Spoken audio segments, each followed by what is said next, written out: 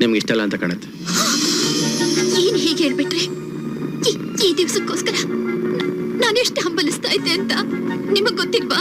ನಿಮ್ಮ ಆಸೆ ಅಂತ ಅವ್ರು ಆದ್ಮೇಲೆ ಅದನ್ನ ನೋಡಿ ನೀವು ಸಂತೋಷ ಪಡ್ಬೇಕು ಹೊರತು ಅವ್ರು ನಿಮ್ಗೆ ದಕ್ಕಲಿಲ್ಲ ಅನ್ನೋ ಒಂದೇ ಕಾರಣಕ್ಕೆ ನೀವು ಸಾಯೋದು ತಪ್ಪಲ್ವಾ?